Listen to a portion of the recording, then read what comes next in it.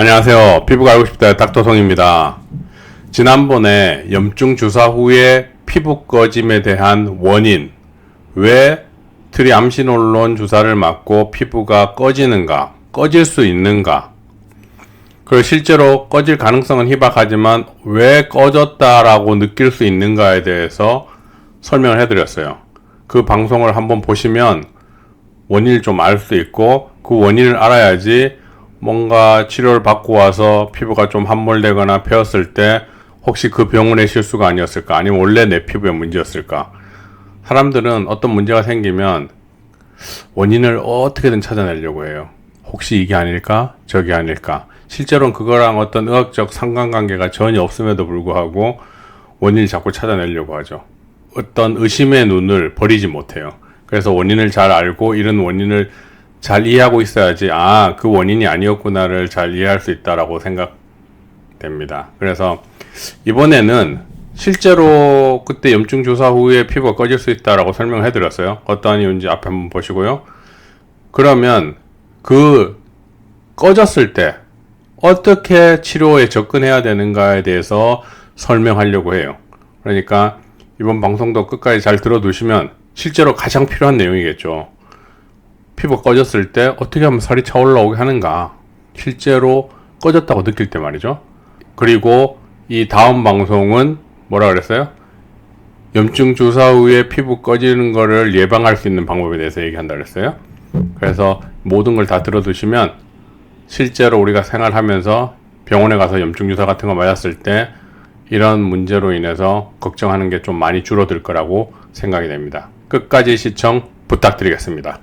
염증 주사 시 피부가 함몰됐을 때 치료하는 방법.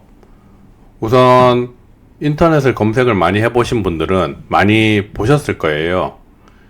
생리식염수 주사 0.9%의 NaCl 염화나트륨 주사를 맞게 되죠. 우리 몸에 어떤 물의 성분과 똑같은 주사를 맞게 되면 어떠한 현상이 벌어지느냐.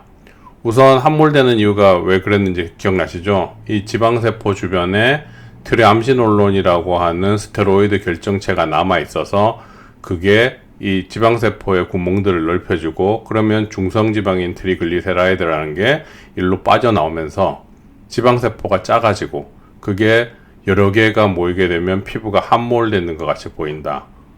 그러면 다시 이걸 살을 찌우면 돼요. 그럼 어떻게 하면 살을 찌게 하느냐?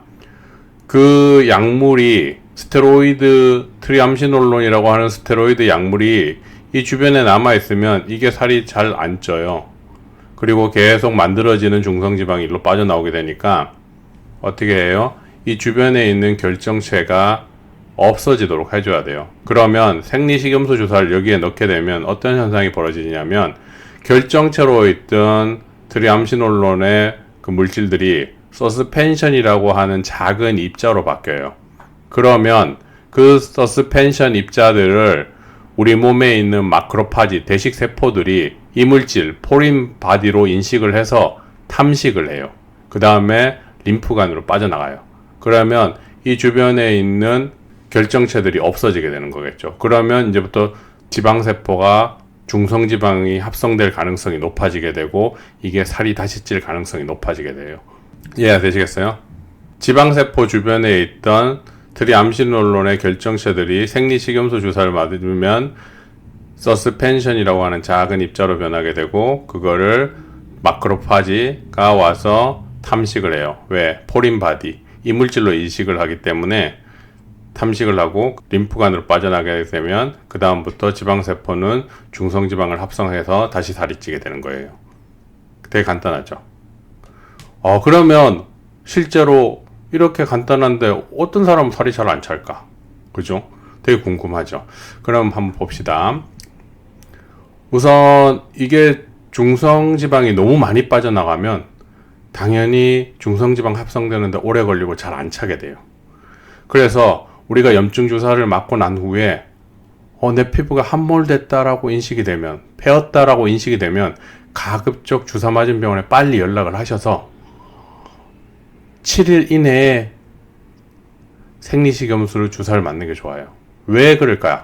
왜 7일이라고 언급을 하냐면 트리암시놀론의 생체학적 반감기가 24시간에서 36시간이에요. 7일 정도면 일반적으로 계산해서 1000분의 1 정도의 농도로 떨어져요. 그러면 실제로 이 주변에 남아있는 양이 거의 효과를 못 발휘할 때쯤이에요. 그러니까 일주일 동안 벌써 이 녀석들은 지방세포들은 작아질 대로 작아진 상태가 되는 거죠. 그러니까 그 전에 빨리 그거를 빠지는 거를 지방세포가 위축되는 걸 최대한 빨리 막아줘야지 지방세포가 다시 살찌는 게 쉬워지는 거예요. 이해가 되시겠어요? 그 다음에 생리주겸수 주사를 한번 맞았음에도 불구하고 이 주변에 있는 결정체가 많이 제거되지 않을 때가 있어요. 왜? 농도를 너무 높게 하는 경우가 그렇게 되겠죠. 그러면 어떻게 해야 돼요? 주사를 맞았음에도 불구하고 한 달 정도를 기다려 봐요. 왜 한 달을 기다려 보냐면 지방세포에서 중성지방을 합성하는 데 걸리는 시간이 보통 3주에서 4주 정도가 걸려요. 그 한 달 후에도 다시 안 차면 두 번째 생리식염수 주사를 맞아볼 수 있어요. 그래서 이 주사를 맞고 3개월에서 5개월을 기다렸는데도 불구하고 그 함몰된 패인 피부가 차지 않으면 다른 치료를 받으셔야 돼요. 즉 생리식염수 주사로 쉽게 차오르지 않는 상태라는 것을 말해줘요. 어떻게 한다? 생리식염수 주사를 맞고 3주에서 4주 정도를 기다려보고 그래도 피부 함몰된 게 차지 않는다? 그러면 두 번째 생리식염수 주사를 맞아보고 3개월에서 5개월을 기다려본 후에도 살이 차지 않으면 뭐 해야 한다? 다른 치료법을 찾으셔야 돼요. 이해가 되셨죠? 그리고 또 하나, 생리식염수 주사와 굉장히 유사한데 하나의 장점을 더 가지고 있는 게 있어요. 뭐냐면 5% 포도당 주사예요. 5% DW라고 하죠. 그 다음에 이건 어떤 장점을 하나 더 가지고 있느냐, 얘는 주변에 이게 들어가면 결정으로 있는 트리암시놀론들을 서스펜션으로 바꿔갖고 작은 입자로 바꿔갖고 뭐 그 탐식이 일어나게 하는 거 말고도 이 중성지방 트리글리세라이드가 합성되는 거에 속도를 올려줘요. 이 주변에 당 수치가 올라가게 되면 얘가 굉장히 수치가 올라가게 돼요. 그러면 당 수치가 올라가면 이게 합성이 좀 빨라지고 많아진다고 하는데, 그러면 당 수치가 낮아지는 주사를 맞으면 얘가 합성이 잘 안 되고 피부 함몰이 일어날 수 있겠네요. 네, 정확히 맞았어요. 우리가 복부에 인슐린 주사를 맞는 분들은 피부 함몰이 많이 나타나 있어요. 왜 그러냐면 이 인슐린 주사를 맞게 되면 지방세포에서 중성지방을 합성하는 능력이 많이 떨어지게 돼요. 효소 어떤 그런 것들이 문제가 발생하고 뭔가 문제가 발생하면서 이 중성지방 합성이 잘 안 돼서 인슐린을 복부에 많이 맞는 사람들을 보면 그 부분이 약간 피부가 들어가 있어요. 그게 왜냐? 인슐린 때문에 중성지방 합성이 억제되기 때문에 그래요. 그리고 또 하나 다른 방법이 뭐가 있냐면 자가지방이식, 다른 데서 지방을 추출해서 이식하면 그 부분이 차는데 작게 함몰된 부분에 살을 채우기 위해서 몸의 다른 부분에서 지방을 추출해서 정제를 해서 다시 집어넣는다? 이게 보통 번거롭고 힘든 일이 아니에요. 어떻게 보면 어떤 사람들은 이거 되게 간단한데 뭐 이렇게 생각할 수 있지만 지방을 채취해서 막 다시 그거를 정제를 시킨 다음에 집어넣는 게 시간도 좀 많이 걸리고 다른 부분은 일종의 수술이잖아요. 또 겁나기도 하고 그렇죠? 이런 문제가 어떻게 보면 쉬운 방법이지만 어떻게 보면 번거로운 방법이에요. 그리고 자가지방 이식의 생착률은 높으면 한 50%, 낮으면 한 10%, 5% 정도밖에 안 되기 때문에 아주 높은 편에 속하진 않아요. 그것도 감안해서 이식을 해야 되기 때문에 나쁘지 않은 방법이지만 번거롭고 생착률이 아주 높은 방법은 아니다라고 생각을 하시면 돼요. 그 다음에 이거는 뭐냐면 PLLA 주사라고 하는 거는 뭐냐면 PLLA라고 하는 성분이 있어요. 우리가 상품명으로 많이 알려진 게 뭐냐면 스컬트라, 에스터필과 같은 것들이 주로 알려진 것들인데 걔네들은 콜라겐 합성을 도와주는 역할을 해줘요.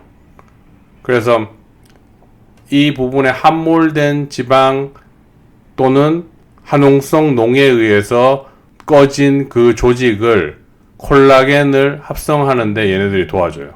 그러면 지방세포가 작아졌다고 하더라도 그 부분이 콜라겐으로 대처되기 때문에 실제로 약간 올라올 수 있고요. 그 다음에 그 한홍성 농 때문에 조직이 녹았던 것들이 콜라겐이 다시 만들어지기 때문에 좀 올라올 수 있어요. 이거의 또 문제는 뭐냐? 생각보다 더 많은 부위가 올라올 수 있다는 문제. 정확하게 꺼진 부위만 살이 올라오게 하는 게 상대적으로 어려워요. 그 다음에 또 하나, 몇 번을 해야지 기대만큼 다 차오르게 할지 알 수가 없어요. 보통 일주일 간격 3번을 얘기하는데요. 3번에 될지 1번에 될지 이런 거에 대한 게 잘 확실하지 않아요. 왜냐하면 맞고 나서 3개월, 4개월을 최소한 기다려 봐야지 알 수 있는데 생각보다 덜 차는 사람이 존재하기 때문에 그래요. 그 다음에 또 하나, PLLL을 주입했다가 육아 결절이 생기는 사람들이 있어요. 그런 사람들도 그 안에 만져지는 이물감 때문에 되게 불편감을 호소해서 생리식염수나 포도당에 의해서 살이 차는 방법 이외에 고려해 볼 방법이지 가장 우선적인 건 이 2개를 먼저 고려한다는 거예요. 이해되시겠어요? 생리식염수 주사가 가장 어떤 쉽게 접근할 수 있는 치료 방법이고요. 그 다음에 이걸로 뭔가 반응이 좀 느리다, 생각보다 좀 많이 꺼져서, 아니면 이 사람이 폐인 부분에 살이 너무 없거나 뭔가 좀 마른 사람이다 그럴 때는 5% 포도당을 쓰는 것도 한번 고려해 볼 수 있어요. 왜냐하면 중성지방의 합성 속도를 빠르게 해주기 때문에, 그리고 양을 늘려줘요 실제로. 그래서 우리가 피부가 염증 주사를 맞고 트리암시놀론 주사를 맞고 함몰됐을 때 이런 걸 해볼 수 있다. 그리고 함몰됐다고 인지되면 가급적 빨리, 가능한 한 7일 넘지 않게 주사 맞은 병원에 연락을 드려서 피부가 함몰된 것 같아요, 뭔가 조치를 취해 주세요 라고 빨리 해서 이런 것들을 해주는 게 함몰된 피부가 회복하는데 굉장히 큰 도움을 준다는 거예요. 이해가 되시겠어요? 그래서 이번 방송은 염증성 여드름이 생기거나 한홍성 모낭염 같은 게 생겼을 때, 한홍성 여드름이 생겼을 때 이런 주사를 맞고 피부가 함몰된 경우 어떻게 해야 되는지에 대해서 설명을 해드렸어요. 살아가다 보면은 이런 일 저런 일 많이 겪기 때문에 이런 일이 자기한테 발생 안 하리란 보장이 없어요. 한번 들어두시면 많은 도움 될 거라고 생각됩니다. 이번 방송은 여기까지 하겠습니다. 감사드립니다. 다음에도 시청 많이 꼭 부탁드리겠습니다.